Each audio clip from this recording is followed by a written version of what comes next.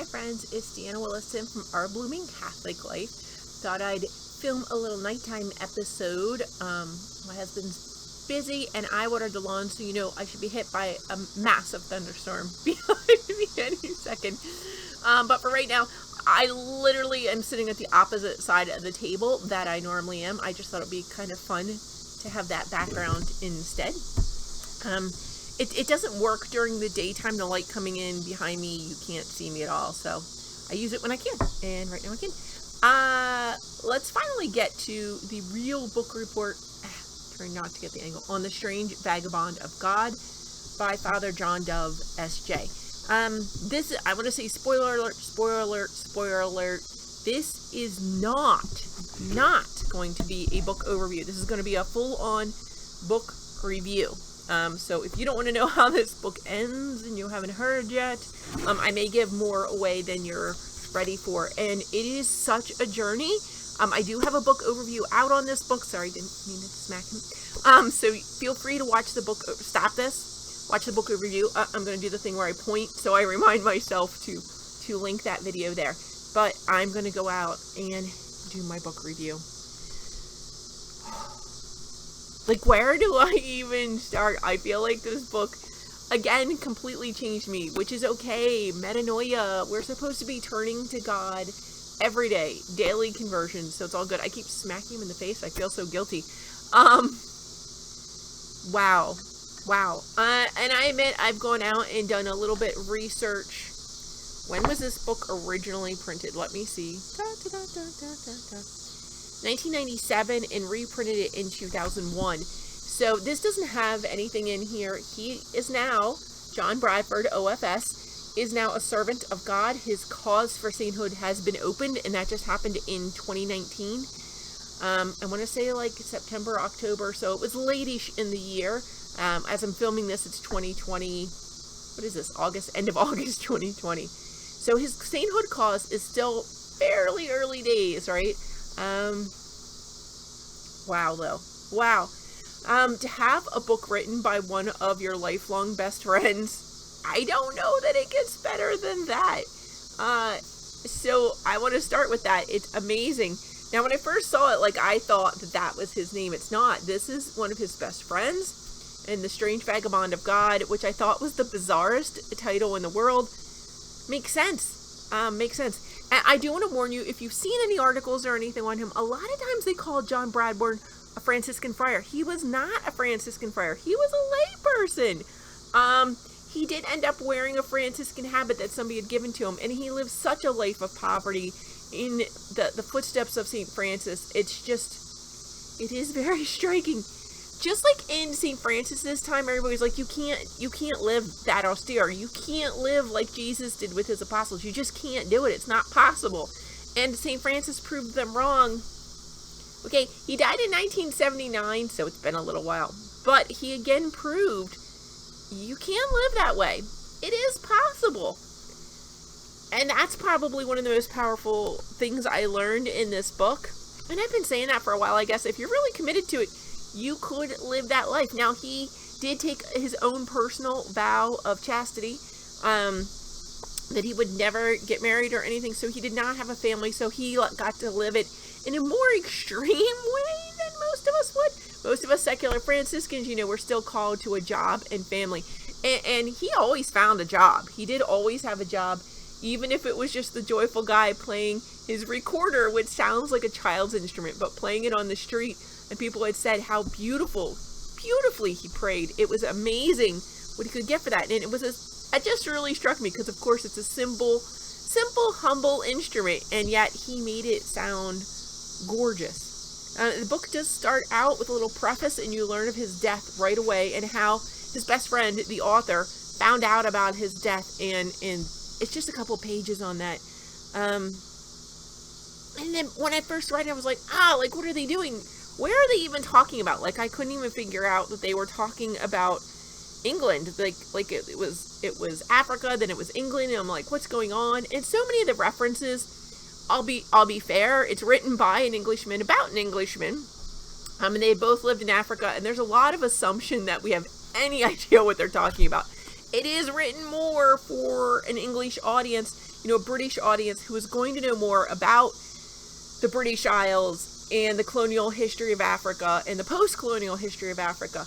If you don't know any of that, you may want to go grab you some maps. And like I talked about, I also, I'll point here, my book on the history of Zimbabwe is really going to help you.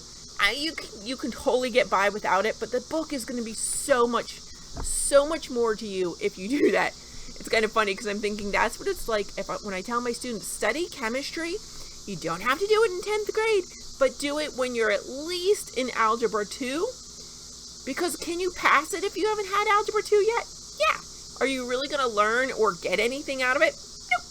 Nope, you're not. But you may pass. You're going to struggle and you're going to pass. And I don't want you to struggle with this book. It is a beautiful story. So, if you brush up on your British history, World War II history, and colonial Africa, and you're going to get a lot more out of this book. Hold on a second.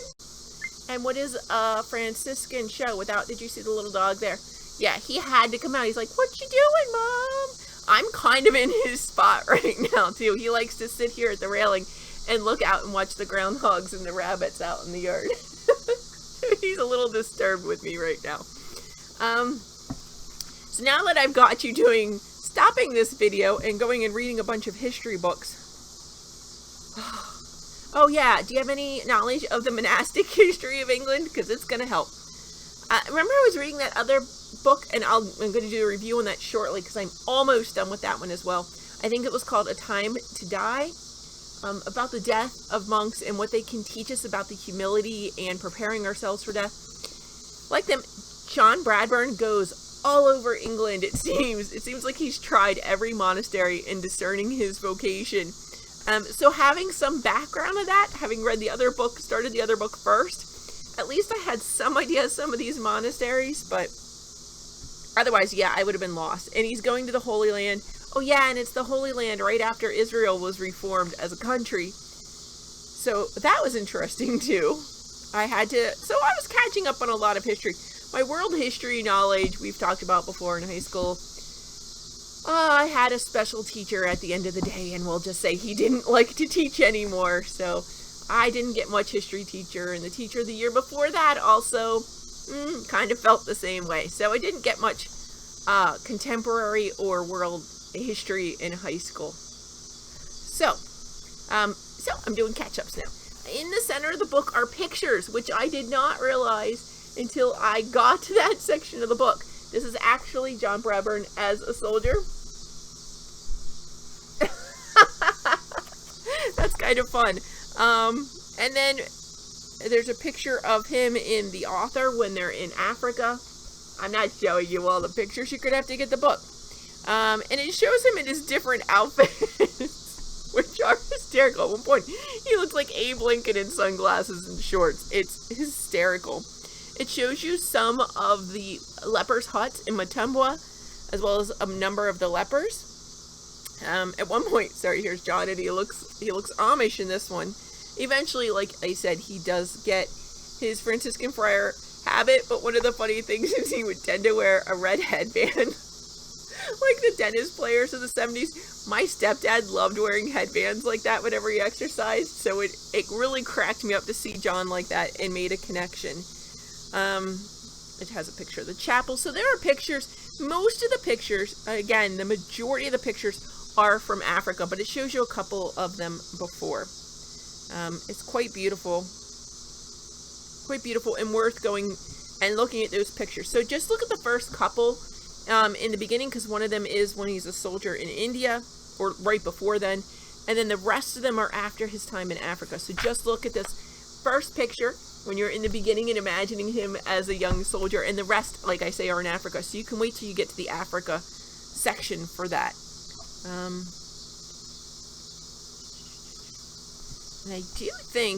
I do think you're already in Africa. Yes. So those pictures aren't until after you're in the Africa section anyway, so you're safe there. I'm going to give you the page number. That's on, do they count them as pages? No, they don't count them as pages. So open to 148 and you'll be able to grab that picture. The rest of them, just wait. and you can have some fun and be surprised. The book is also interspersed with John's poetry, which, surprise, he's a poet. And some of them are just cute and clever and funny, and some of them are profound and gorgeous and thoroughly Franciscan. And some rhyme, some don't. I mean, they're great poetry. That would probably be one criticism I have, is I know now that you can buy some of his poems in books. And so if these are reprinted in a book, I'd like to know that. Just one sec. Hi friends, I'm back. You can tell it's been a little bit while. It's a bit darker and the crickets are really loud and the cicadas. But my mommy called and I've been playing phone tag with her all day, so I had to take that. So I will tell you, by the end of the book, Father John Dove wasn't the only one writing it.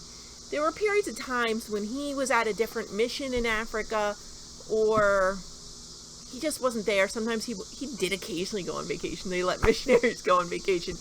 And if it's a part of the story that somebody else was with John, he actually did ask them for their input, for them to tell the story. So there are other people's, it's towards the end that this really starts happening, where other people's writings come in. So they let you know from different angles, like even what the Undertaker saw, that's a really interesting one, but also different friends. Like, this time with John was special to me because, and they let you know, and it's, I keep saying it, but to say this book is beautiful just doesn't even begin to tell you. And the only review on this book, on the book, is by, of course, it's somebody named John Aloysius Ward, the Archbishop of Cardiff.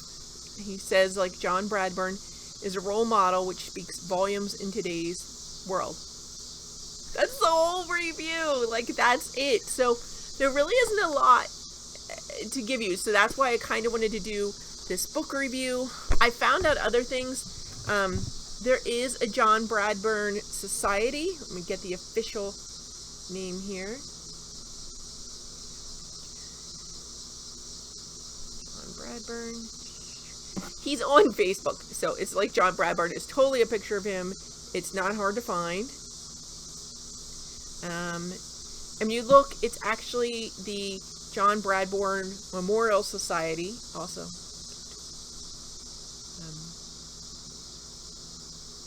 It's funny. So yeah, it's the Memorial Society's page. And if you go on right now, if you're watching this like on the Friday when I air it, in 2020, I want to let you know that there is going to be an online Zoom talk about John Bradburne. John Bradburne, A Holy Fool for Christ. It is going to be at 1900 UK time on the 31st of August. This is 2020.